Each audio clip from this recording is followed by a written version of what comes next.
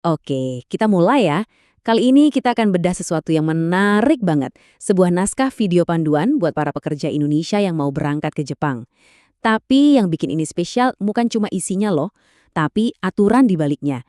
Kita bakal bongkar sama-sama gimana sebuah naskah yang kelihatannya simpel ini ternyata adalah cetak biru untuk membangun kepercayaan. Dan kenapa bahkan satu kata pun di dalamnya nggak boleh diubah. Nah, ini dia. Langsung di halaman pertama, kita disambut sama instruksi yang kaku banget. Ini bukan sekedar saran, ini perintah. Jangan meringkas, jangan parafrase, jangan ubah urutan. Ini kan aneh ya, untuk sebuah pesan selamat datang, kenapa harus dijaga seketat ini? Ini nih pertanyaan besarnya yang akan kita jawab. Kenapa sih sebuah pesan yang harusnya hangat dan ramah malah dikunci dalam format yang super kaku? Apa yang sebegitu pentingnya sampai nggak boleh ada improvisasi sama sekali? Yuk kita cari tahu jawabannya. Biar gampang, kita akan pecahkan misteri ini lewat beberapa langkah. Pertama, kita kenalan dulu sama siapa pemain utamanya.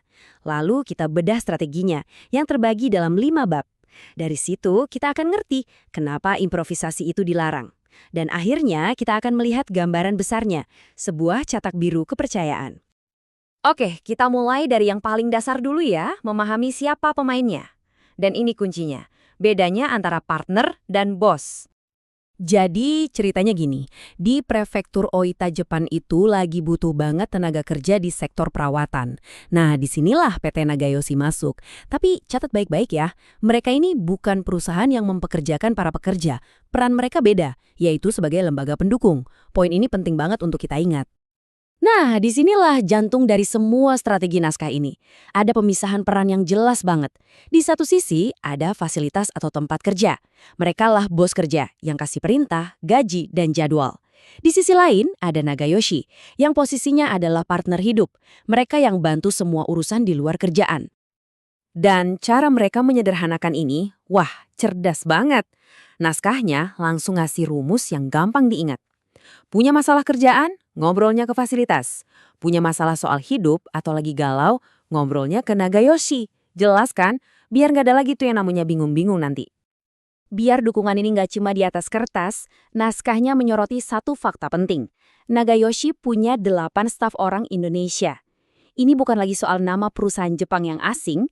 Ini artinya, waktu mereka butuh bantuan, yang ngangkat telepon itu ngomong pakai bahasa kita. Ngerti perasaan kita. Beda banget kan rasanya? Dan ini puncaknya. Naskah ini secara gamblang minta para pekerja buat menganggap mereka sebagai kakak atau senior. Kalimat ini langsung mengubah hubungan dari yang tadinya formal bisnis jadi lebih personal. Udah kayak keluarga. Ini jembatan kepercayaan yang dibangun bahkan sebelum mereka injak kaki di Jepang. Oke, sekarang kita masuk ke bagian kedua. Kita bakal lihat gimana naskah ini, bab demi bab, bisa bikin orang tenang dan merasa aman. Yang paling keren dari naskah ini tuh, dia nggak nunggu ditanya. Justru, dia langsung nge-tackle duluan ketakutan-ketakutan terbesar yang mungkin ada di kepala para pekerja. Ibaratnya, dia udah siapin payung sebelum hujan. Coba deh bayangin posisi mereka, pindah ke negara baru. Pasti banyak banget kan khawatirnya. Nah, naskah ini langsung jawab satu persatu. Bahasa Jepang saya gimana? Nggak perlu sempurna. Soal sholat dan makanan halal, kami hormati. Kalau nanti saya kesepian, kamu nggak sendirian. Ini tuh kayak jaring pengaman. Setiap ada kemungkinan jatuh, di bawahnya udah disiapin bantal. Setelah bikin hati tenang, naskah ini lanjut ke bab 4, janji-janji dasar yang dijamin oleh hukum. Nah, ini penting. Ini bukan lagi soal kami baiklah sama kamu, tapi ini soal ini hak kamu yang pasti kamu dapatkan. Isinya tuh hal-hal yang praktis banget, yang benar-benar dibutuhin. Mulai dari jemput di bandara, ngurus surat-surat, buka rekening bank, sampai hal yang kelihatannya sepele kayak cara buang sampah. Dengan bilang ini kewajiban hukum, pesannya jadi kuat. Nagayoshi adalah lembaga resmi yang bisa dipegang janjinya. Dan yang terakhir, bab 5. Ini langkah yang jenius banget. Setelah ngasih tahu apa yang pasti didapat, sekarang naskahnya ngatur ekspektasi soal hal-hal yang mungkin didapat. Naskah ini menyebutnya dukungan plus alfa. Semacam bonus, kayak perabotan atau sepeda. Terus muncul kalimat kuncinya. Isinya beda-beda, jangan membandingkan. Ini bukan cuma soal ngatur ekspektasi, tapi ini buat mencegah rasa iri atau konflik di kemudian hari. Tahu kan gimana? Kalau si A dapet, si B enggak, Nah, ini udah diantisipasi dari awal.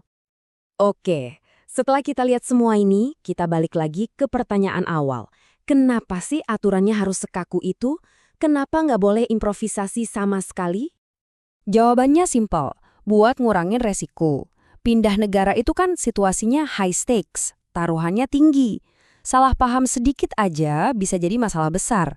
Aturan jangan diubah ini adalah cara untuk memastikan setiap orang tanpa terkecuali dapat janji yang sama persis, jelas, dan akurat. Ini untuk menghilangkan kemungkinan ada yang salah ngomong atau salah janji. Jadi pada akhirnya kita bisa lihat kalau naskah ini tuh bukan cuma sekedar naskah sambutan biasa. Ini jauh lebih dari itu. Intinya gini, naskah yang kaku ini sebenarnya bukan batasan, tapi justru sebuah alat. Sebuah alat yang super presisi, yang dirancang dengan cermat untuk satu tujuan, membangun kepercayaan yang kokoh.